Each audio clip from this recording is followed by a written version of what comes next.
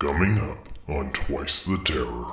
By the way, folks, if like last time, we'll have a list of like our picks, but spoilers for these movies too. Not all of them, I mean, but we will probably casually just get into some spoilers. So if you don't want spoilers, like if you hear the title of the movie and you're like, I haven't seen that, my God, I want to watch it, just skip to the next part in the show notes. Get out. Get out while you can.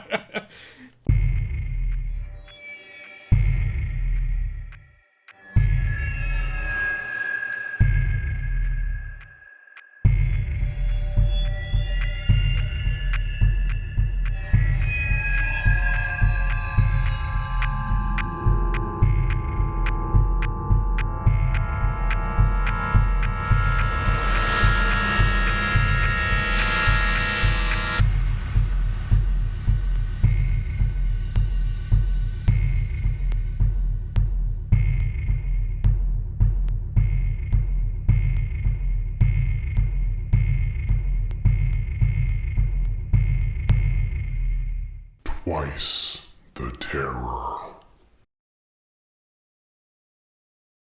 Welcome to Twice the Terror. I'm Ryan. I'm a tater tot you forgot in your pocket. Cat. I'm going to steal that from Trixie and Katya. Like, I've noticed I've been doing that in episodes, and it's just going to become a thing now.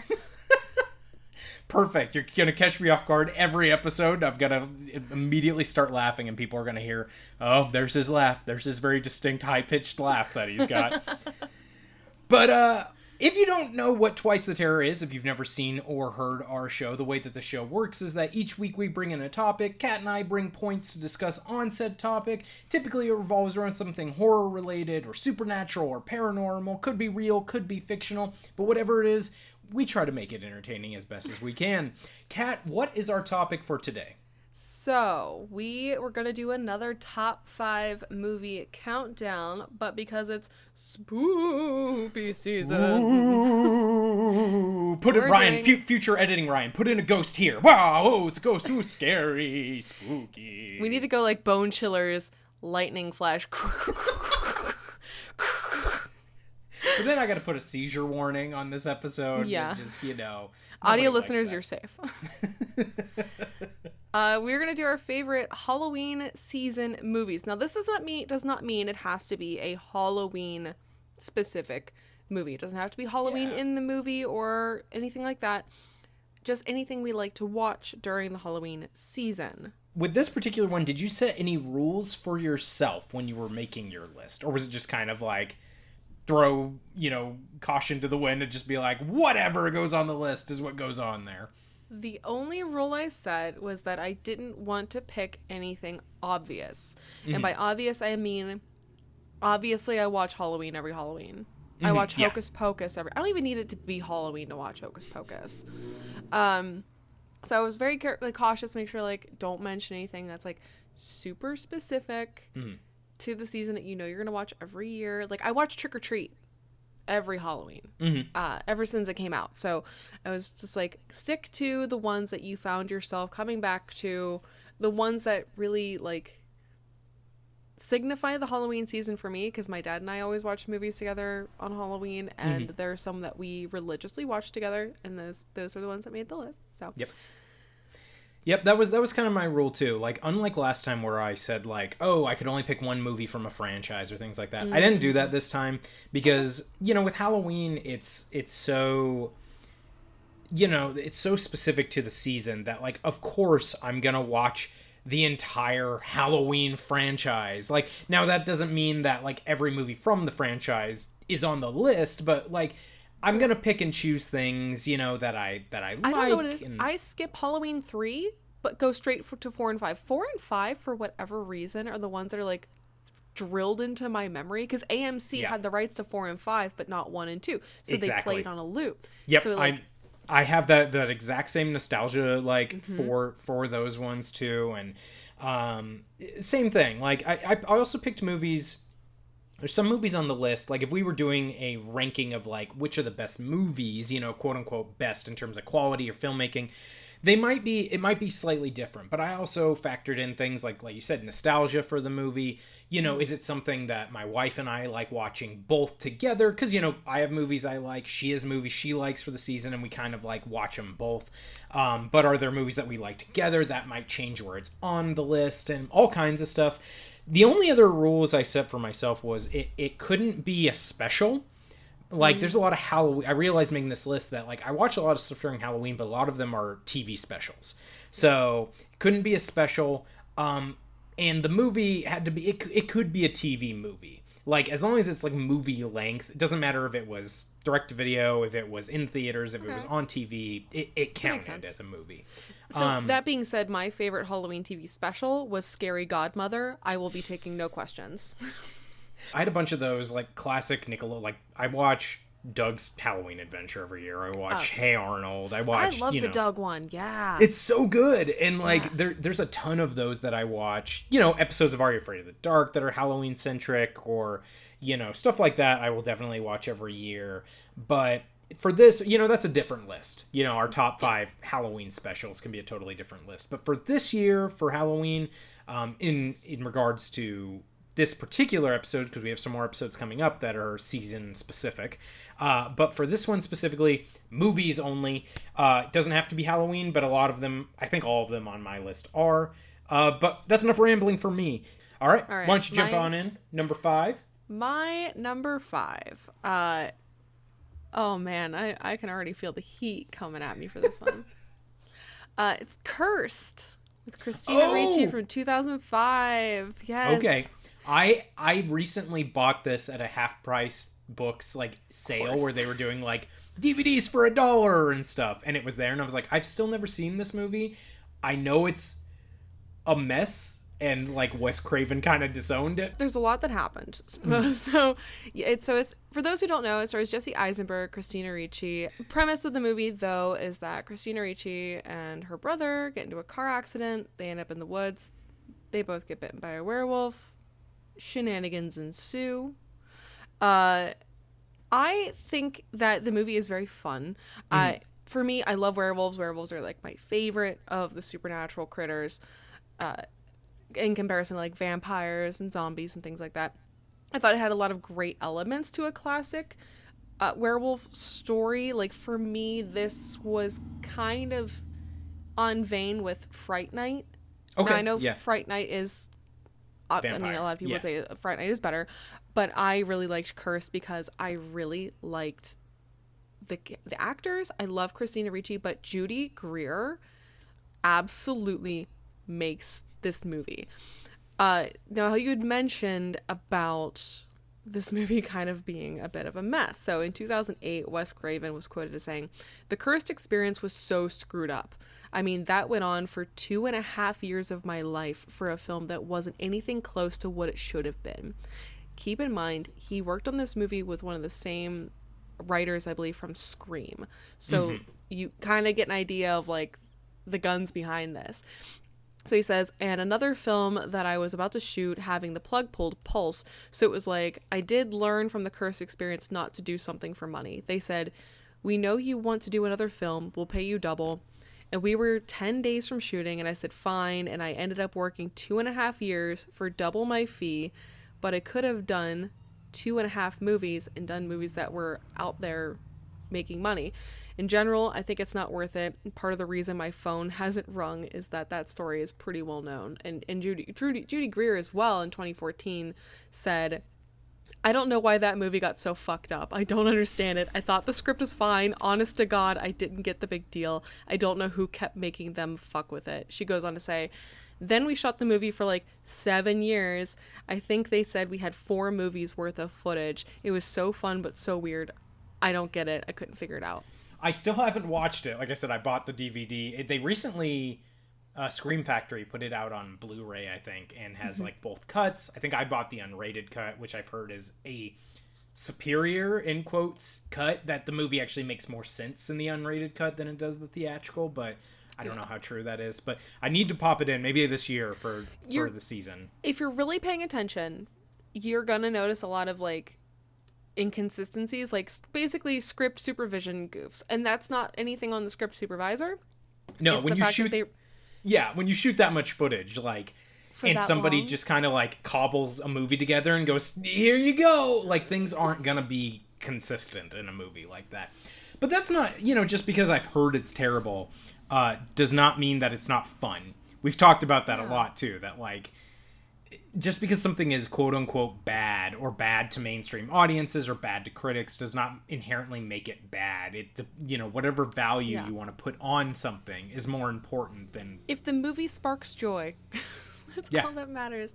No, like I said, like the movie in a weird way was incredibly entertaining, but I really live for that final fight scene between Judy Greer and Christina Ricci, because Judy Greer is like really serving this whole time. Like, she's in this amazing, like, beautiful gown, and she's just like fucking her up.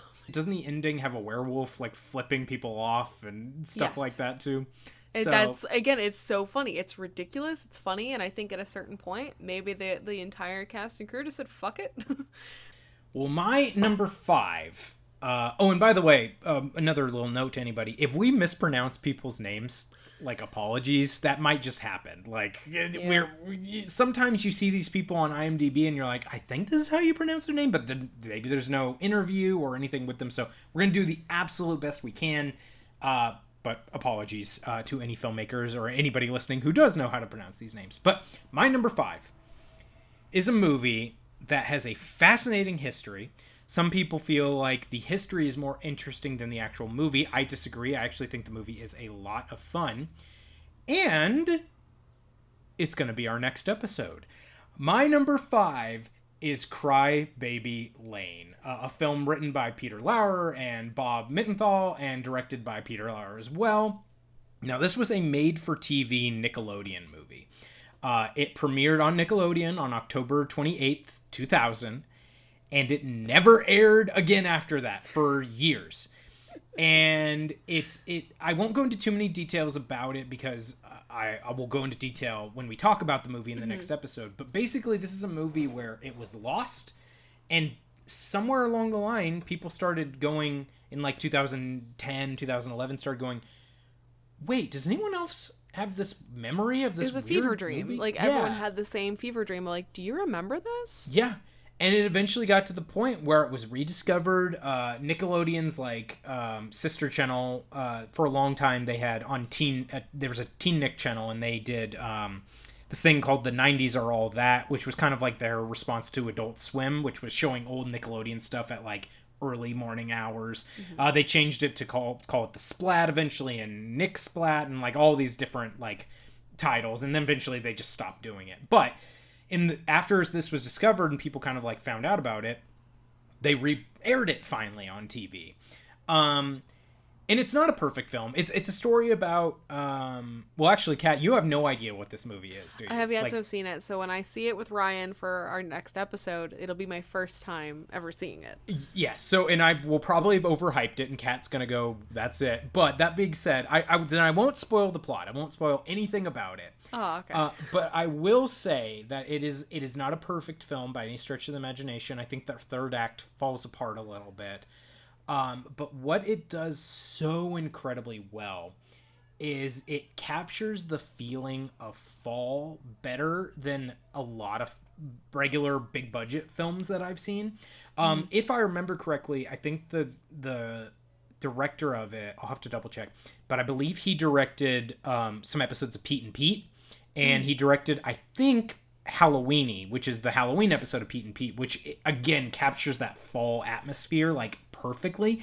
And so because of that, and I'll double check that for the next episode just in case I'm wrong, but because of that, he definitely knows how to capture that leaves changing, the cold air, what it feels like, and especially what it feels like to be a kid in kind of the era we grew up in, being out on your own as the weather's changing and the kind of, it's damp outside, but it's just like, it's perfect. And it's spooky enough to be creepy in the right ways, entertaining in the right ways, but it's also kind of that spooky cozy, where you can kind of like, it's not too scary because obviously it was a made for TV kids movie, but it's also like, it definitely did push boundaries for, kids media or whatever at that time, which is a lot of theories, revolve around that as to why it wasn't shown again and things like that.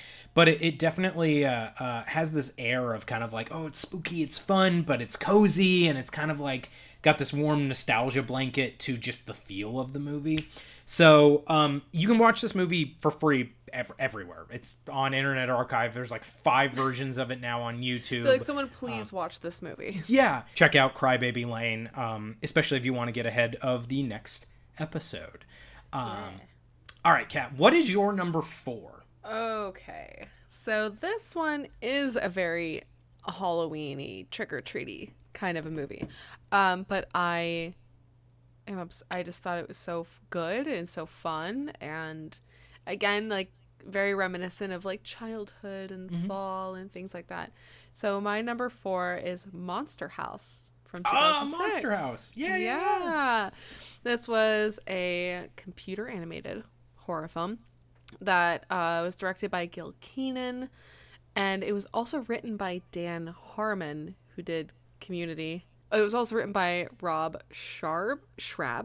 Rob Schraub. Schraub, thank you. And Pamela Petler. The story, absolutely heartbreaking when you find out the story of the house. Steve Buscemi does the voice of the homeowner, and Steve Buscemi is an icon. Yes. A legend. And it has Maggie Gyllenhaal as the voice of the older sister babysitter character, and she was also very funny.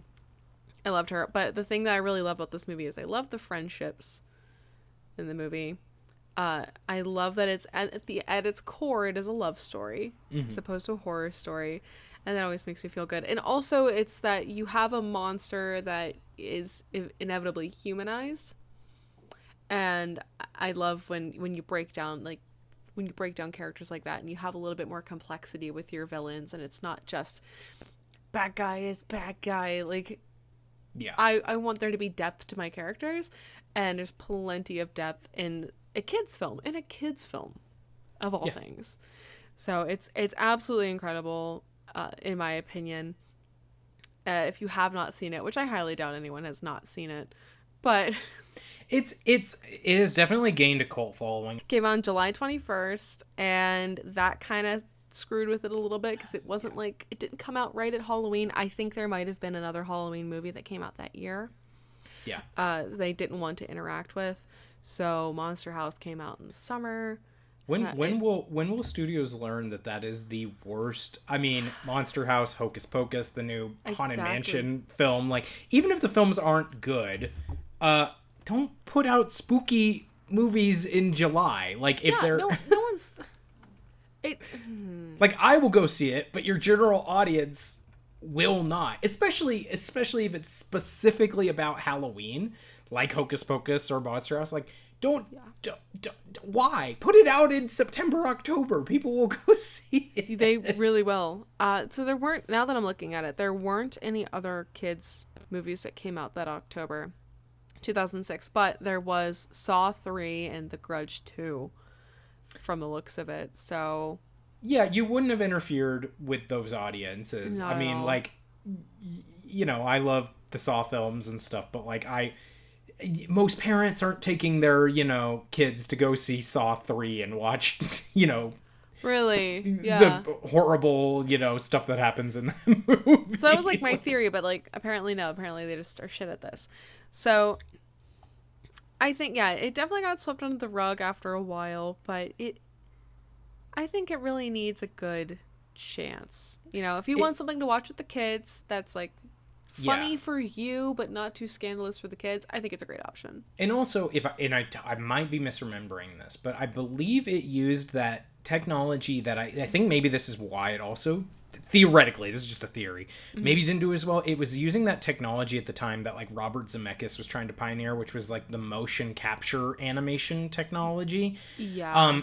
I've never had a problem with that. Like, I'm one of the few defenders of the Polar Express. I really love that movie, and I know a lot of people are like, Uncanny Valley, oh, it's terrible, and it's like, but the thing about Monster House that's good is the characters are so exaggerated that doesn't hamper it. Like, it doesn't distract. Like, it's not, ruin the effect of the movie, because the style of the movie does not give off those same kind of like vibes that some people don't like. It's not trying to be realistic. So even though they use this motion capture, the characters are so cartoony and big and exaggerated that it works. Yeah, I think it says it was the first film to be made using Sony's animation rendering software. So yeah, they took a risk. Well, my number 4 is going to do a complete 180 on that. Let's go.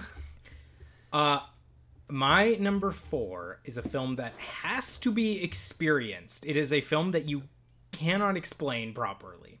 And it has quickly become a favorite of my wife and I. We watch it every year as the first movie we watch on day 1 in October.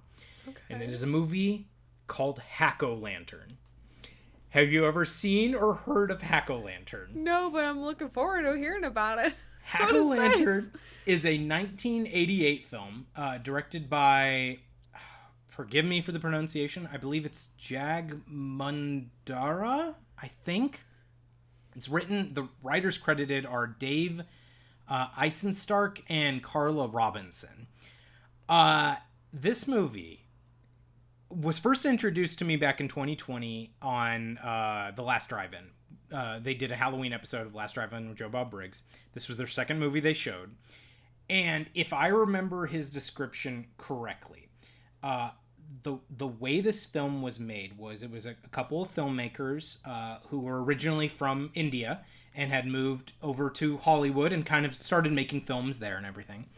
They had seen the poster for Halloween, but I don't believe they'd actually seen the movie and thought we could do a slasher movie. It's all coming in now. Yes. The pieces of the puzzle.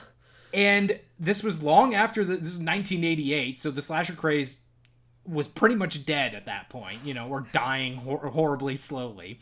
And having not seen the film, but had their own kind of culture and filmmaking sensibilities, they made what they thought a slasher film would be. It is amazing. Okay.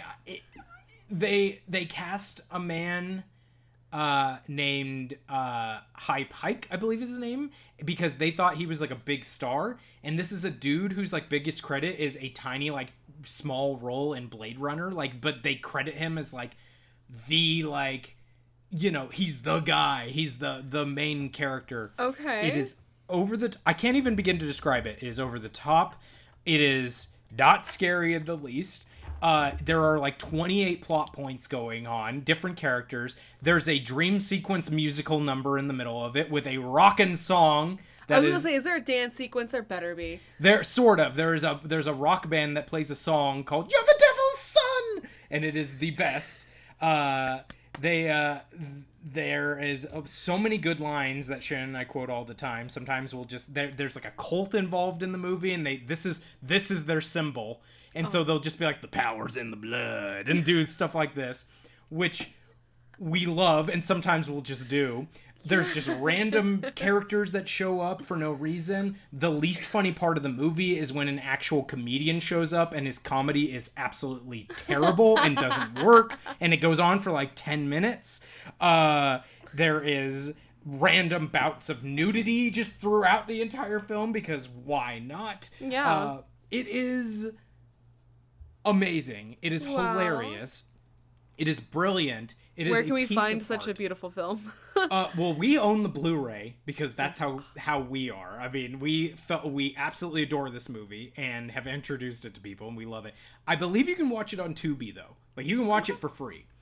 So if you're looking to start off your Halloween season correctly with a fascinating film, and again, this is not me like, I don't want to shit on any filmmakers or anything like that. Like, this is not me being like, isn't this movie terrible? But there is something about it that is just earnest and enjoyable, and it is such a weird, bizarre movie you would not get in any other way. It's such a mishmash of ideas, and in a way I feel like it's like The Room. It kind of sounds like The Room, where it's like it's a beautiful disaster. Yes.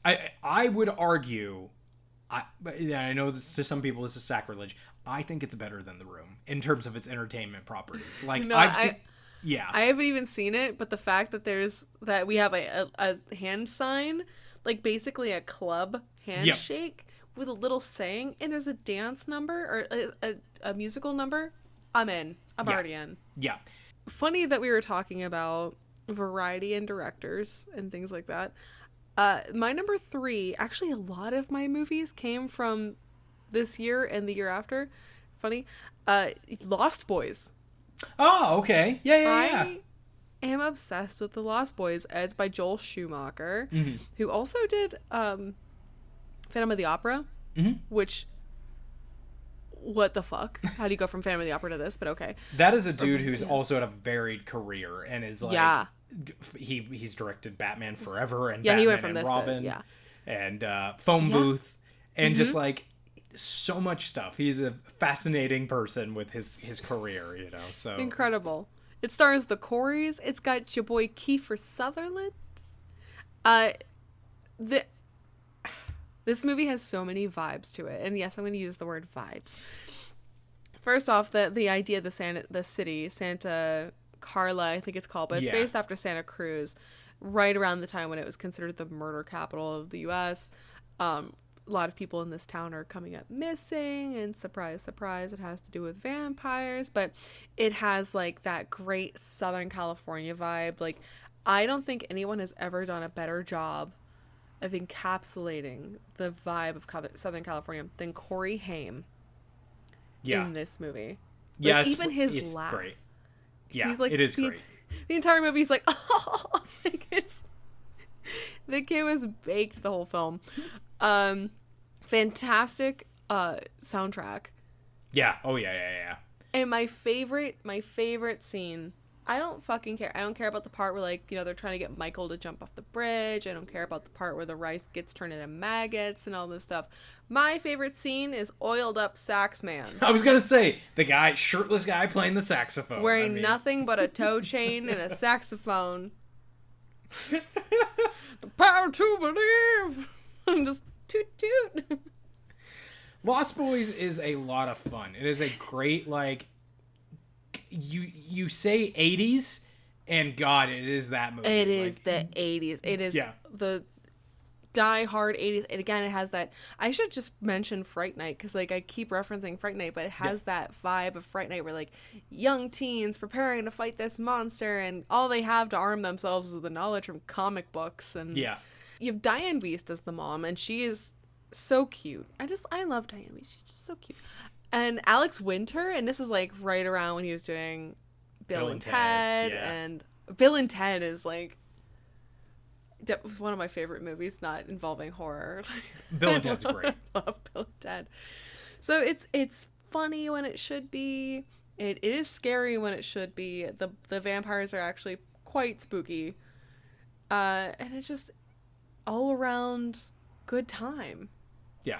It's a solid film. It is. I actually recently, in the last like 2-3 years, that was when I first saw Lost Boys, because it was one of those films that I'd heard about for years and just always been like, oh yeah, I should watch that, and then just never did, and finally sat down and watched it, and I was like, I get it. Like, I get why people there are people out there that love that movie, because the thing is, that's a movie with different age groups as well. So like, if you're, you know, Corey Haim's age, you know, with him and Corey the Haim, other... Corey Feldman, like you're like pre-teens, early teens. So then you've got like this older like age group as well. Like, that is a movie that can hit multiple generations and just work on so many levels. It's really well done. It is a really good movie. And even if you're older, you can relate to Diane Wiest and the mom who's like concerned about her kids and what her kids are doing. Like, it is fantastic.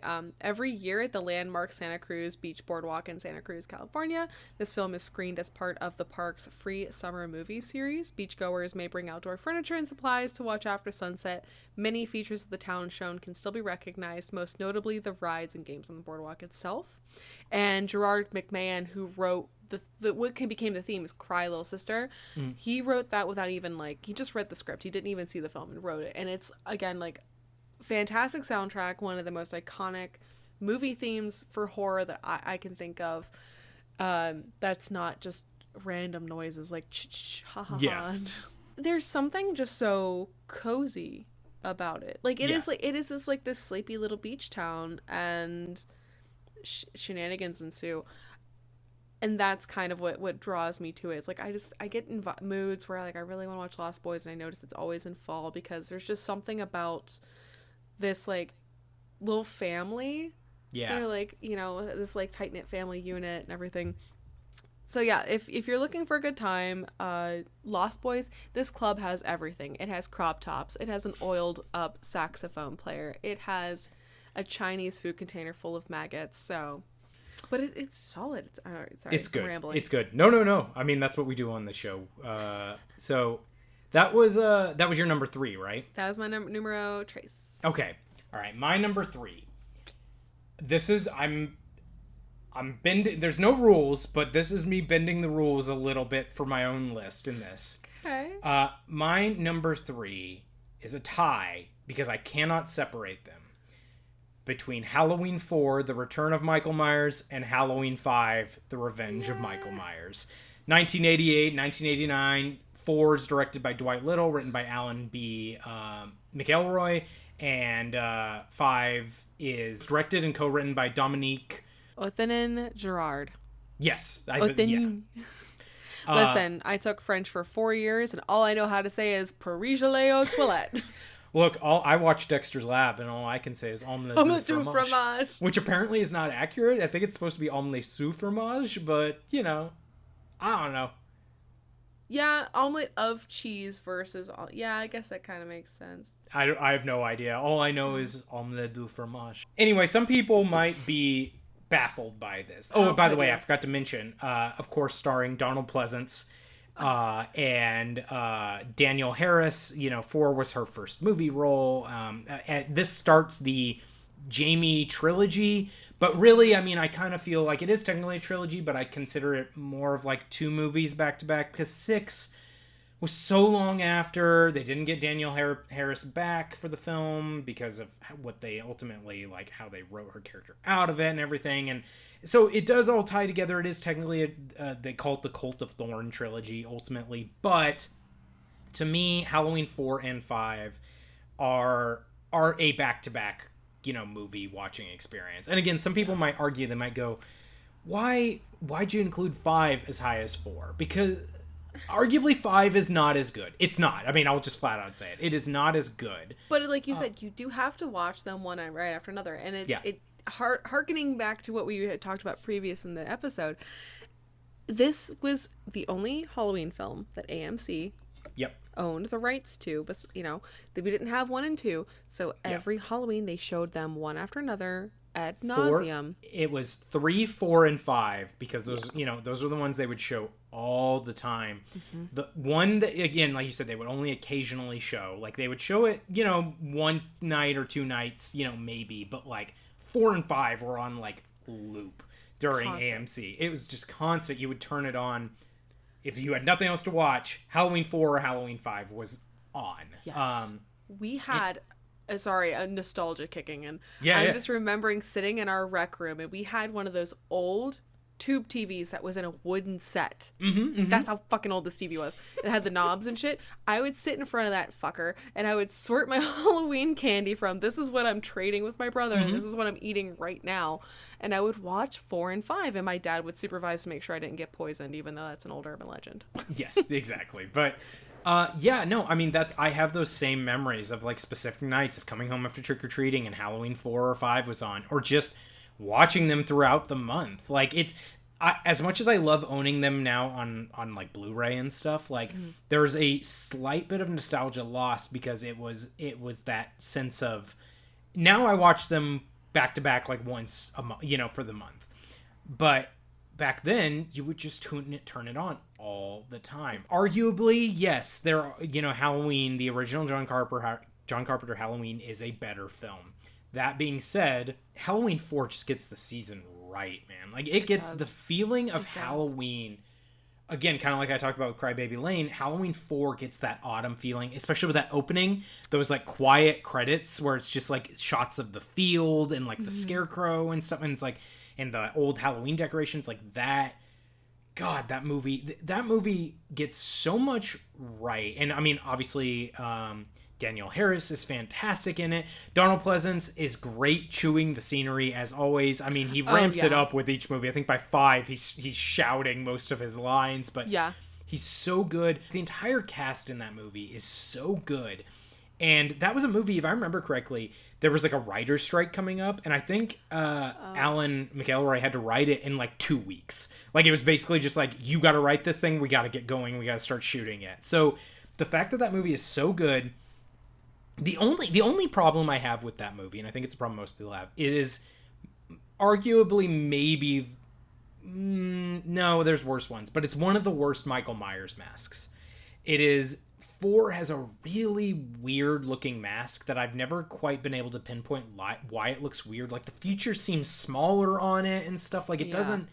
Something about it is off. The only argument I have for it and why I'm able to just be like, whatever, A, it's a movie, but B, he does technically get a new mask in the movie. There's the scene where he goes into, like, the general store when, like, Danielle Harris is trying on the clown outfit, and he, like, grabs a new mask. It doesn't explain why she's having the weird, like, visions of him wearing that mask already, but... Yeah, there's, like, a supernatural element that, like, that is a little weird, but...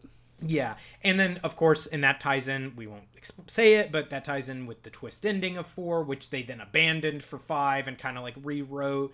Again, like 5, it loses a lot of stuff because it's very clearly shot during the summer. Everything is like bright greens and everything.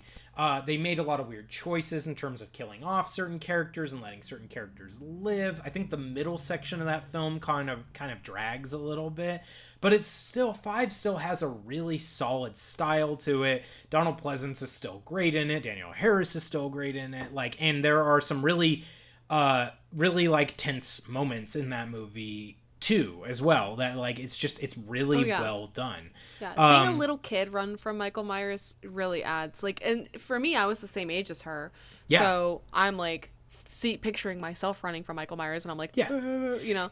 And I know some people don't like, you know, the family element that continued in so many of the films, which is some people argue that it does make Michael Myers less scary when he has a motivation, and I totally get that. Like, I do agree it's scarier not knowing what his motivation is than being like, oh, he's just trying to kill his family.